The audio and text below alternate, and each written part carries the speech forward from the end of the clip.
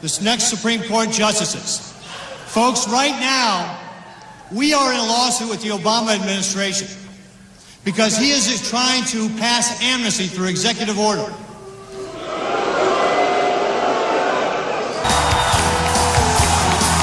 He is.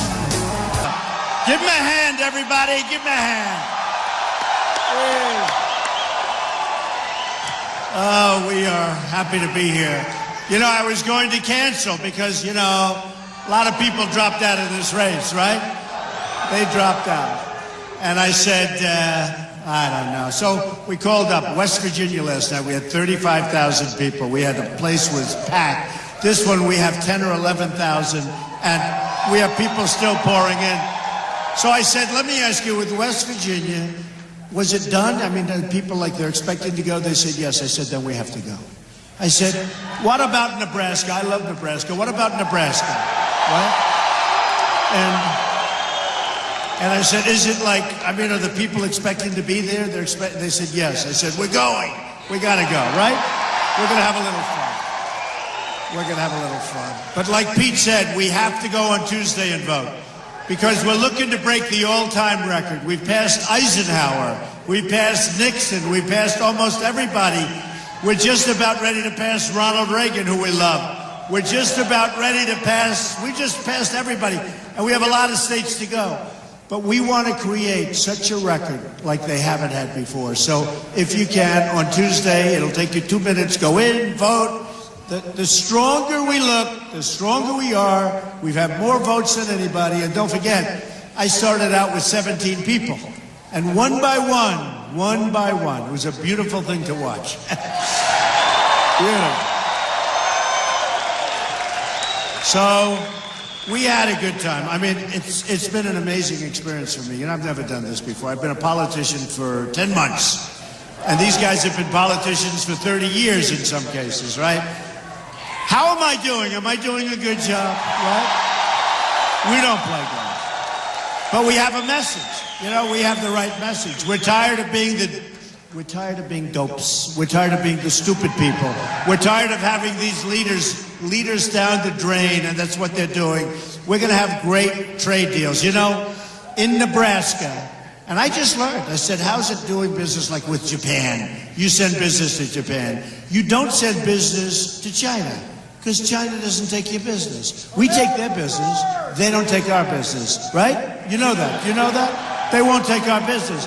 So we take all of their stuff. We don't tax them. They send everything in. Everything's beautiful. But when Nebraska wants to send their product, and they have great product, great agricultural product, which is important.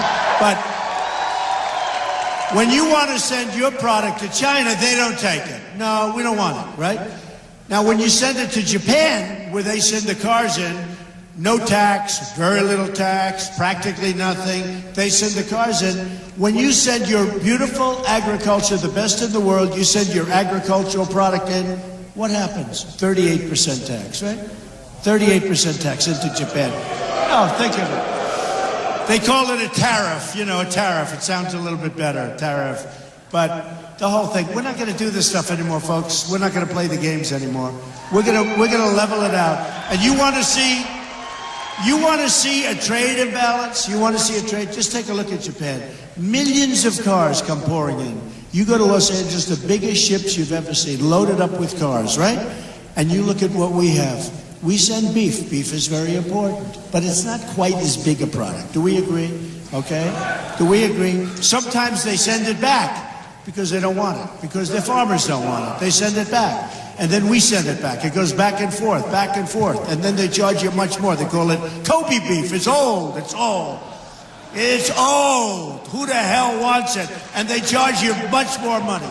But here's the thing. Look, there's a 38% tariff when you send your product. There's practically no tariff or tax when they send theirs. Tell me, folks, who's making these deals? I can tell you Pete wouldn't be making that deal. On a federal level, it's ridiculous. We're being outdealt, we're being outplayed, and we can't have it anymore. Now, you've been watching all of the elections that have been taking place, and I really have. I've gotten to know this country so well, And, you know, it started with New Hampshire, where my first victory. I'll always forget that. I mean, there's nothing like it. These beautiful valleys, these beautiful streams. And what's their big problem? Heroin. I said, what do you mean heroin? What are you talking about? Heroin. It pours in from the southern border. And I said, you know what? If I win, we'll build a wall. Build the wall. Build the wall. You have the same problem. We'll build the wall. It pours in. But I said to the people of New Hampshire, and you know, that was my first victory. The first I won in a landslide. I've won them all in a landslide. You want to know the truth? I will not criticize my competition anymore. Although I could. When somebody says bad about me, even as recently as yesterday, I'm allowed to hit them, right? So, because who cares? You know. No, but I won't talk about Jeb Bush. I will not say he's low energy. I will not say it. I will not say it. And I won't talk about Lindsey Graham, who had like 1 point. You ever see this guy on television? He is nasty. He gets outdealt at all levels of the campaign. He leaves a disgrace. He can't represent the people of South Carolina well. He goes on television. I've never seen a guy on television knocking me all the time. It's hard to believe I win everything in a landslide. This guy goes on television, then he talks about, I know more about the military than Trump. I've been dealing with it for years. Yeah, for years. And that's why we can't beat ISIS. For years. They deal for years. We need new thinking. So, he fails with his campaign horribly. He then endorses somebody else, and then he endorses Bush, and he endorses everybody. He's like bad luck. As soon as he endorses the people, they drop out. And then I see him on television knocking me. You know, you're supposed to be coming together. Paul Ryan, I don't know what happened. I don't know. He called me 2-3 weeks ago. It was a very nice conversation. He was congratulating me. This was before we had the ultimate victory, but he was congratulating me on doing so well. I figured routinely he'd be behind it. And he, the other day, just had a big surprise because I've had so many endorsements. I mean, today, a lot of them. Bob Dole came in. Dick Cheney came in. Many congressmen came in. Many senators come in. And we've had tremendous endorsements from a lot of people, both current and people that were here and highly respected people. And, you know, Rick Perry, as an example. He came in, and I've always liked him. But he's a tough competitor, and he fought hard, and he was rough on me, right? He got up, remember he went to Washington and made a speech for a half-an-hour speech about Donald Trump. He said, I'm a cancer on the Republican Party. No, that's the bad news. Let me tell you the good news. So yesterday, he endorsed me. And I like him. I do like him. I forgot about the 1 hour where he went wild. Okay, but he said, one of the most talented or brilliant or something candidates ever to run for the presidency in the history of the presidency. So you have that statement and then you have this statement. There's a big difference. That's a big gap. But I appreciate it. And I like Rick Perry, and he's a good man, and I appreciate that he did that. But the one that we're surprised at, and I'm not surprised with the Bush family, in all fairness, because I've been very critical of what happened during the term. So I'm not surprised. And Jeb, we hit hard. Do we agree? But what people don't say is that he hit me hard. He spent $14 million on negative ads. So people will say, you weren't nice to the Bush family. The guy spent $14 million on negative ads. I didn't spend anything on negative ads on him. It really tells you, when somebody can spend $14 million on negative ads, it sort of says, like, do ads have any power? You know, I would go up to New Hampshire before the vote. The best was Florida.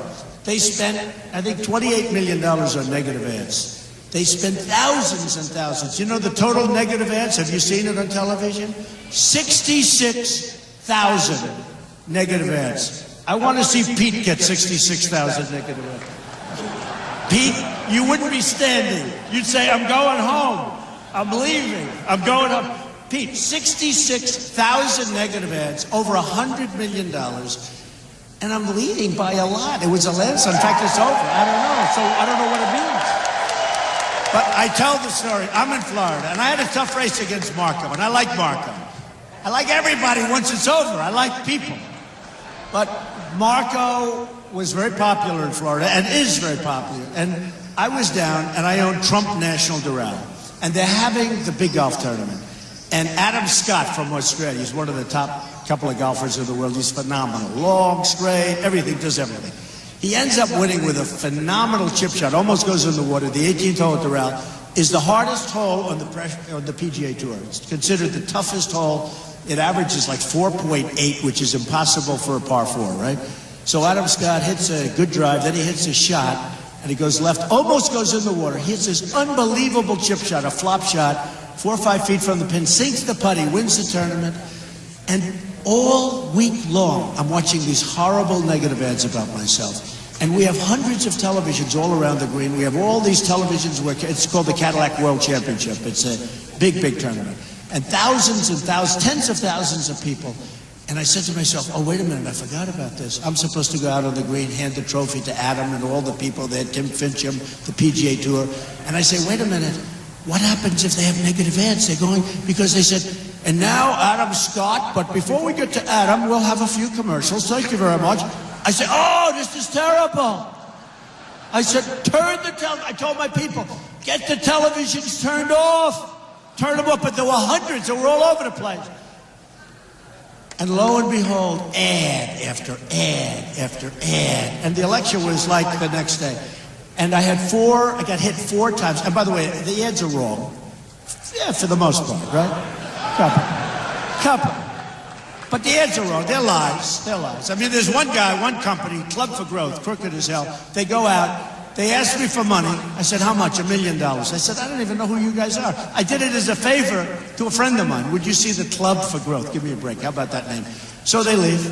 They write me a letter asking for $1 million. I tell them no, and they advertise all over the place what a bad person I am. I should have paid the $1 million, it would have been easier. Do you agree? But, so what happens in Florida is they have these ads all over. And we have the election, and I win by a massive landslide. And I actually told my people that there's no way we can win, because I have been here for 4 days, and they didn't even, I mean, I want to see like a Tide ad or Palmolive soap, okay? Or Coca-Cola or Pepsi-Cola. I want to see any ad. I was dying to see like a normal ad. There were none. It was all political, and it was all about me, and it was horrible. And so I said to my people, there's no way I can win. All week long, I've been watching horrible ads about myself. There's no way. And I won by over 20 points. It was a massive landslide, and I won this landslide. And just to show you how tough politics is, you know, Jeb Bush was the governor, and you have Marco Rubio, who's a very popular senator. So when they set up this delegate deal, they said, you know, we want one of those 2 guys to pick up all the votes. You have 99. It's like the second largest after California, New York. You have New York, you have California, you have Florida, the big 3. So they have 99 delegates. You get all. And it was supposed to be like, you know, you get a percentage. But they said, well, look, Trump, he won't do well. So what we'll do is we'll set it up, winner take all. So our governor or our senator will get it. Winner take all. And then a poll comes out, and I'm leading everybody by like 30 points. And now they say, this is a bad thing. It must be a wrong poll. And they go back. And another one comes out. I'm leading by 32 points. So what happened is they tried, well, maybe we can go back to the way we used to have it. This is terrible. And I ended up winning the state by a massive, we pick up 99. 99. Right? It's called Welcome to the world of politics. It's a nasty business, I'll tell you. And even, you know, I'm no fan of this Bernie Sanders, but I'll tell you, that system is so rigged. And you notice, he is now using my language. He's saying, the system is rigged. He's using my language. I've been saying this, right? Now, the difference is that their system has superdelegates. That's too obvious. Whereas the Republican system is much more sophisticated. It's the same rigging, but it's less obvious. So it's a smarter system. But let me tell you, we've now exposed it. But here's the way I look at it. I won, so I don't care anymore, right? We don't care anymore. I don't care. It's rigged. Let somebody else worry about it, right? Let somebody else. And the only way I won was massive wins. It's like the boxers. You know, they go into unfriendly territory and they say to me, you know, Mr. Trump, it's unfriendly, and if it's a decision, I'll lose, but I'm going to knock him out. That way I don't have to worry about it. So I had to knock him out, and we knocked him out. We went to New York. We went to, so many different, South Carolina, Alabama, Arkansas, Florida, Kentucky, Missouri. So many places I was supposed to not win, and we won. The South was great. And then right after that, we had won Massachusetts. Now, Tom Brady's a friend of mine. That helps in Massachusetts, I have to be honest. Having Tom Brady helps a lot. But, we won so many places. And now we go, and it looks like we're doing unbelievable, and we're way ahead in votes of everybody that's ever run. Millions of people have come into the Republican Party, and we're going to win states that nobody else could even think about, right? You know that. Millions of people. We got to win Nebraska. If we don't win Nebraska. And believe me, I will get rid of those tariffs in Japan, which our politicians should be able to do, and I will make sure that China takes your product. They're not going to say, no, we don't want product, because they want to have it themselves. They can send to us, we can't send to them, not going to happen. So I will get rid, just mark my words, because you have to tailor these speeches. The nice part about me not using teleprompters and not reading speeches? Number one, I'm smart. Number one. But I can tailor it to the audience. Like, I come to Nebraska. I say, Governor, what do you think of your trade?